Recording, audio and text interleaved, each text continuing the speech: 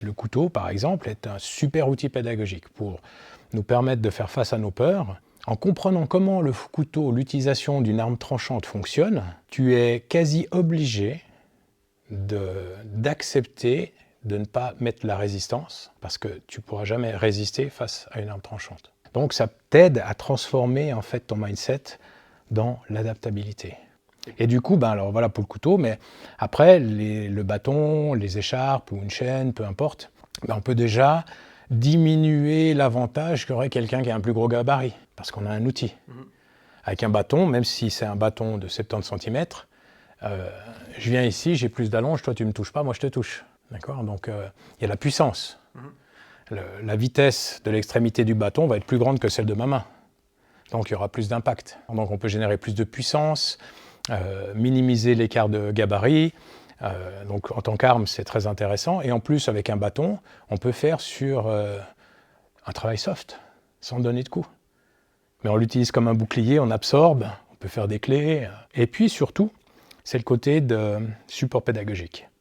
Ça nous permet de faire face à nos peurs, parce que quand on a un couteau, même en alu, ça fait bizarre. Le bâton qui arrive, si on ne fait pas attention, ça fait mal.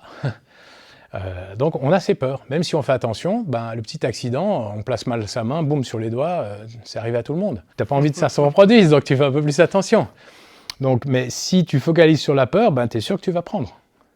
Que si tu apprends à gérer ta peur, tu vas moins prendre. Et puis ça nous permet d'augmenter la profondeur du travail sur la vitesse et sur la gestion du temps, de l'espace. Parce que le bâton, l'extrémité du bâton arrive bien plus vite que le bras. Donc quand tu arrives à travailler de manière cohérente avec la rapidité du bâton, le travail à main nue te paraît plus lent. Si on s'attelle à la défense pure, c'est clair d'avoir des bases à main nue, mais d'avoir une grande maîtrise de l'arme pour un tout petit gabarit, c'est un avantage. Parce que ça compensait le manque qu'ils ont par rapport à d'autres au niveau du gabarit. Mais là, l'objectif, c'est vraiment de transcender ça. Après, on a des affinités. Moi, j'adore le bâton, mais je ne suis pas un petit gabarit. Mais j'aime beaucoup ça. Oui, bien sûr. Voilà, il y a une science derrière qui est super intéressante. Il y a tout un travail de géométrie qui est super intéressant. D'être là, tu vas pour me toucher, tu ne me touches pas, moi je te touche, je trouve ça génial.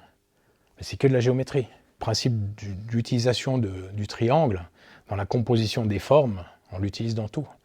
Dans les déplacements, dans la manière de travailler sur le corps, dans la manière de me positionner. Voilà, j'essaie d'y avoir une approche un peu scientifique qui nous permettent de comprendre des mécanismes et d'intégrer l'utilisation de ces mécanismes d'une manière totalement individuelle. Et c'est comme ça que, déjà, on s'amuse, parce qu'on clone personne. Donc il n'y a pas de clonage, et tu vas t'amuser parce que c'est toi qui augmente la liberté de ton expression dans l'utilisation de ces mécanismes. Mais tout en restant simple. Un gamin de 12 ans, il doit comprendre. Dans les cours, c'est vraiment...